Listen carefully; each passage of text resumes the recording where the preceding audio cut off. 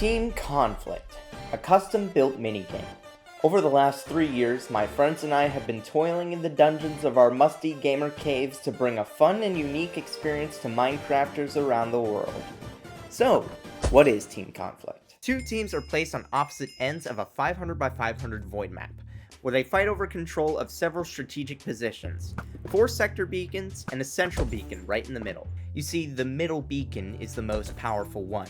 Standing near it, while your team has control of it, gives you double money per second. The other beacons give you money without having to stand near them, but there's 4 of them, and you have to control 3 or more to get any kind of benefit from them, making them more competitive and less accessible because of how far they're spaced out. In this video, I'm going to showcase our game, and go through parts of the development process with you. Anyone is able to join, and I'll put the IP at the end of the video. Team Conflict first released in February of 2022. It was a direct successor to Team War 1 and 2 by Lucican 1 and Luigi 2004. It was going to be called Team War 3, but they didn't let us call it that, so we gave it a ridiculous name out of spite. Anyways, it's been around for a while, and we wanted this to be our biggest update yet. At this point, we have all sunk hundreds of hours into this project. The original Team War didn't feature any objectives, it was just the 2 teams. In our version of Team Conflict, we added the middle beacon, and with each update after that, we started adding other features, like the sectors system, which came out later on in 2022. Our goal was to make this update our biggest update yet, and I'm pretty sure we accomplished that. Oh wait, they're actually really strong. Oh wait, I'm not wearing any. We're adding team upgrades, the Dark Auction, a wizard NPC, reforged stones, chest shops, auras, alcohol, team chat, working horses, working minecarts, bounties, achievements, minigames, custom fishing, the Tide Pod challenge, space traps, chest locks, Jesus, chest shop, ads, guesting, selling your soul. Yeah, you get the point. We've added a lot. The goal was to add tons of fun features like that while keeping the essence of the game nice and simple. Along the way, we have encountered many problems, from the server being so laggy that it made our game unplayable, to entities disappearing randomly, to inventories getting wiped, and more. It's been a crazy ride, and I'm here along with the other developers of the project, Tobot and ChessKing 151, who are essential in making this game what it is. We started conceptualizing a big update like this in the summer of 2023, and we coded a little bit of it on the original plot, but took a big break because school swept us away. We came back in winter of 2024. That's where this video starts. First, we tried to just directly update our old game again, but everything was so out of whack. Mostly because it was just ancient code from 2021. We quickly abandoned it and started from scratch. Slowly but surely, we re-implemented everything we had already done. Along the way, we made as many improvements as possible, both to our code infrastructure to make it less confusing, and to the polish of the game itself. We'd like to introduce chicken. We also added way too much unnecessary junk. We were all working on the core features of the game, but pretty soon we were all caught up since everything was so familiar. That's when I branched off to work on the team shop. Remember how it was talking about the central beacon update and the sectors update? Those were the main features of their respective updates, and the team shop is one of the most prominent features of this update as well. With the team shop, you can donate money to your team and buy upgrades, kind of like in Bed Wars with the diamond generators. There's simple things like beacon buffs and traps, but more in-depth upgrades like economy boosts, team waypoints, a workstation upgrade, and more. I was chipping away at most of it, and then we hit our first major roadblock. Horses. Just kidding. Although I will say the horses took a lot of time to make. As oddly challenging as it was to put horses into a game that already has horses in it, our first major roadblock was lag slay. We code on a server called Diamondfire, which had just switched to 1.21, and there's a little tiny thing in there where they changed how ender pearls load chunks, which shouldn't be too consequential, but it changed a lot on Diamondfire. Typically, when you run a Diamondfire game, the code parses or processes through all of the code blocks before starting the game. It only does this once, and it's a little CPU intensive, but it slows down the startup on purpose so that it's not as taxing. Well, for some reason, in 1.21, the code space unloads itself. If the code is activated by someone who isn't standing near it, Code in unloaded chunks tries to get loaded and run at the same time, which overloads the game and causes it to lag slay, or crash. Basically, the server just automatically shuts down your game if you're using too much CPU. And that's exactly what we were doing. We tried so many things to fix it. Stick a bunch of people near the code so it doesn't lag slay? Didn't work. Group all of our code into the same chunk? Nope. Put the game closer to the code? That's also a no.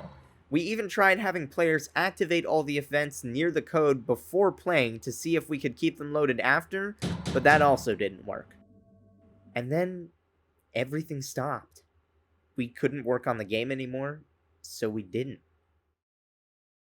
We're back, and you want to know how? Spending money. Oh yeah, for just $35 a month, you too can buy your very own private Diamondfire node, host your games on a nearly unlimited CPU, infinite slots, and more.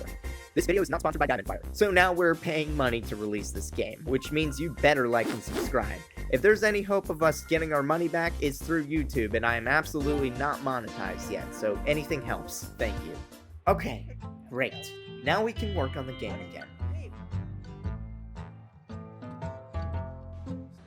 After we bought the new node, we started going through tons of new features. We finished all the team upgrades, we added our achievement system, and we even started making a rotating shop called the Dark Auction, where players could buy tons of crazy items. I'll get to all that in a second, but first, he's really good at making weird stuff, so we put him in our basement and he just makes weird stuff all the time. Look, you see those layers of red code? That's all him. Alright, we've got some shulker bullets. Okay, that's cool. I wonder what the entity limit on these things is. Okay, let's talk about the Dark Auction. Every night at 10 PM, there's a chance some shady looking guys spawn at your team's base. If you follow them, it will take you to the Dark Auction, where you can buy suspiciously alcoholic tasting beverages and play the pairs game, which is a mini game where you match pairs together. The less mistakes you make, the higher chance of winning you have, and you get a bunch of extra XP and money for winning. At 2 AM, the Benefactor comes out. This is our take on a rotating shop. Each item is only available once per night for purchase. He sells armor trims, but also some of our custom items. Here you can buy the Minecardinator, which always lets you have a minecart on hand. There's also chest locks, chest shop ads, riptide wings, and a special members only night, which is the only way to obtain mending and enchanted golden apples. Everything was going swell, but then another major bug happened. Throughout the development of a game, there will always be bugs, but sometimes there's a major bug that literally halts coding any other part of the game. This is another one of those examples. For some reason, items would just sometimes vanish, and even worse, it seemed to trigger randomly. Tobot went through every instance of removing items in the game, and we still couldn't figure out which one was doing it. We added debug messages to get some more visual insight on the problem, and nothing was working. The solution? Go AFK and watch dumb YouTube videos. Banana smiley face. What? That changed so Hold on. quickly. I need to download this. Give me that download. After a while of being AFK, we eventually realized that the day-night cycle loop had started outputting our debug messages, meaning that's where the items were getting deleted. We were able to narrow down the timing of it to be linked to the Dark Auction's closing, so something in there was messing with everything else in the game. But what? At the end of the Dark Auction, Tobot's code selects the NPCs and deletes them. After that function, it just selects 0 forever, which you'd think would just do nothing. Well, what it was actually doing was selecting the most recently spawned entity. For some reason, selecting 0 selects the most recently spawned entity. Why? Beats me. Point is, if it's selecting 0 all the time, it's deleting 0 all the time. And if 0 is everything, it's deleting everything. All the time! Great. At least Tobot found the issue. It turned out to be a pretty simple fix after around 2 weeks of hassle. In any game, there's bound to be cheaters. Rule breakers, you might say. And just outright toxic people. We've come across those kinds of things many times before, and ChessKing 151 had a thought. A simple ban? Huh. That's too merciful. Introducing Medieval Torture, featuring swimming in a dark looping cave, doing the same parkour jump 2,171 times, and walking the entire 1,000 by 1,000 perimeter of the plot. Of course, there are varying levels of punishment. You could be sent to the middle of the parkour, or 75% of the way through the walking. It's designed so that only people who genuinely care about the game can get back in. People who just water cube the map and leave aren't gonna bother jumping through our hoops to get unbanned because they don't care. Now it's time for the alpha test. We were just going to do a quick playthrough of the game with all the developers and a few friends to see how things function. It was going great, until a guy named Just a Martian joined the test, and started finding bugs left and right. I mean seriously, the guy's a professional game breaker. In total, he found 28 bugs. That included a dupe. Wait, is he duping? So guys, He is guys, I'm duping. duping. I'm duping. He is literally just duping. A kill loop, Let me save you. That's interesting. Man. a way to lock people and spawn, Ooh. Wait, he broke into the moving pistons. Yeah. and a way to obtain and keep elytras, which are not a legal item. This was all 2 days before the beta. Luckily, Tobot is a legend and grinded out a fix to almost every bug the day prior. We started by just playing the game normally. Tobot, they have double our wool production. Here, wait, I'm popping out. Well, not right now because one of them's doing the tutorial, but The two teams race to bridge to the center beacon as fast as possible. Join blue. Join blue. join red, Garrett. Join No, red. no, we no, need blue, you, blue, we blue, need blue, you. blue. It's Join a blue. No, you gotta 3v2. join blue. It's in the rules. If you look close Yeah, to no, the it's rules, you in the have to rules. join blue. We babbled over it once it was claimed. Above us, The Kiwi, only ones above that are us. allowed right now, the only things that are allowed right now are TNT and Oh my minecarts. god, what the? So I left those in when I got rid of the other minecarts. Kiwi's dead. Ah! Who's that? Kill him, guys. I got. silver. When one team had control over it, the other team would launch assaults to get it back. Oh, I'm dead. Oh my god! How is one supposed to progress into Guys, they took the middle beacon. Yes! You People made traps and defense strategies to hold the beacon. Hey, I can keep buying these though with all the money I'm making. Oh god damn it, dude.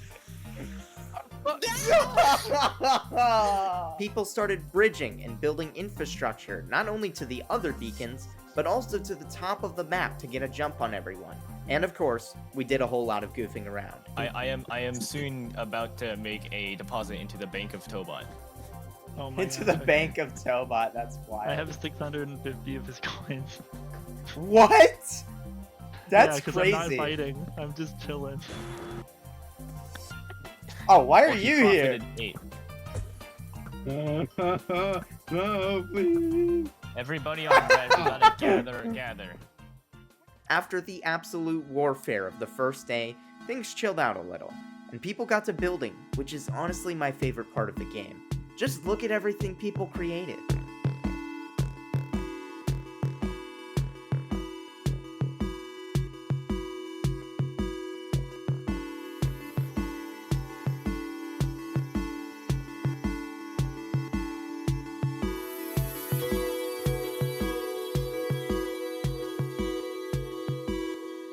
And that's the end of the video. Yay, roll credits everyone.